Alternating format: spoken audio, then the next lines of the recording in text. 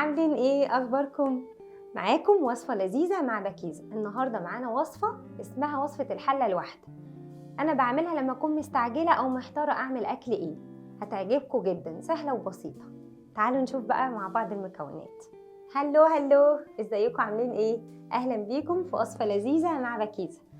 النهاردة وصفتنا سهلة جدا، بعملها لما اكون محتارة مش عارفة اعمل اكل ايه او مستعجلة.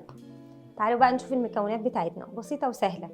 معانا فراخ متقطعة كده، صدر فرخة صغير جدا متقطع كده بالطول او اي سلايز انت عايزاه.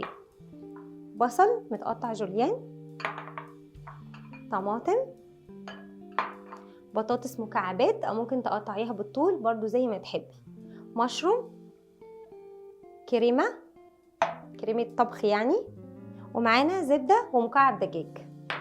وبهاراتنا مفيش اسهل من كده، مش هنحط اصلا بهارات غير بسيط جدا. تعالوا يلا نبتدي مع بعض.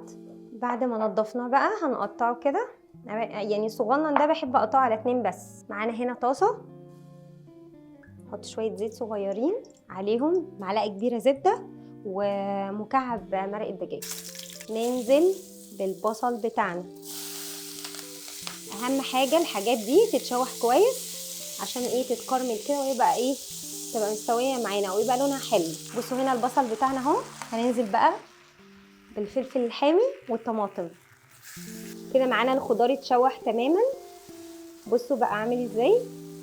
عايزه اقول لكم الريحه حلوه قوي ما شاء الله. هنشيله بقى من الطاسه ونضربه في الكبه عشان يبقى معانا صوص. هننزل بقى بالمكونات بتاعتنا، الخضار اللي هو البصل والطماطم والفلفل السبايسي. وزي ما قلت لكم عايزين تحطوا توم براحتكم خالص. بصوا وانتوا بتضربوا كده ممكن تضيفوا شويه حليب. هنزود بقى كده شويه حليب صغيرين في نفس الطاسه. هي على فكره اسمها وصفه الحله الواحده. هننزل بايه بقى؟ بالفراخ معانا. بسم الله. هنحط كده الفراخ معانا لحد ما لونها يتغير. وهنا بقى ننزل بالمشروم بتاعنا عشان ياخد التشويحه مع الفراخ. نقلب تقليبه بسيطه كده. معانا بطاطس المكعبات اللي احنا قلنا عليها، هننزل بيها كده. وننزل بقى بالبهارات بتاعتنا. احنا اتفقنا البهارات بتاعتنا هتبقى بسيطه جدا عشان تحسوا بطعم الحاجه، يعني تحسوا طعم الاكل. هننزل بالصوص كده على على الحاجات القمر دي. لقيتوها فاتحه شويه ممكن تزودوا معلقه صلصه طماطم. معايا هنا كريمه الطبخ كوبايه، ممكن تبدلوها بكوبايه حليب.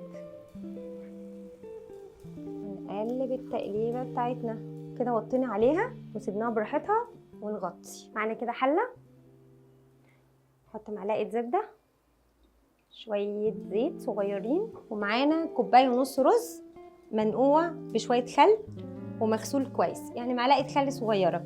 عشان الخل بيعمل ايه بقى؟ بيخليه يعني ريحته ما تبقاش عارفين الريحه اللي بتبقى في الرز البسمتي دي. معرفش ريحه كده بتنزل، معرفش البودره كده، ريحه غريبه كده. فالخل بيضيع الريحه دي. غسلينه بمعلقه خل وشاطفينه كويس ومصفينه زي ما انتم شايفين. هننزل بقى على الزبده والزيت، الرز كله كده، ربع معلقه فلفل اسود، حطينا رشه كاري ونقلب. بسم الله. حط معلقه كبيره ملح. بصي بقى، عايزه الرز يظبط معاكي، ما تغطوهوش خالص طول ما فيه ميه، يعني تعلي النار عليه طول ما هو فيه ميه، وبعد كده نوطي بقى النار خالص. بعد ما يشرب ميته نغطي ونوطي النار. تمام. هننزل بقى كده بالميه بتاعتنا. بسم الله. لازم نوطي النار ونغطي عليه. وكان معانا النهارده وصفه سهله ولذيذه جدا، اتمنى تجربوها ويا رب تعجبكم. هستنى رايكم في الكومنتات، متنسوش اللايك والشير عشان تدعمونا، وتابعونا دايما على اوت بوكس فود عشان تتابعوا وصفاتنا باستمرار. اشوفكم على خير.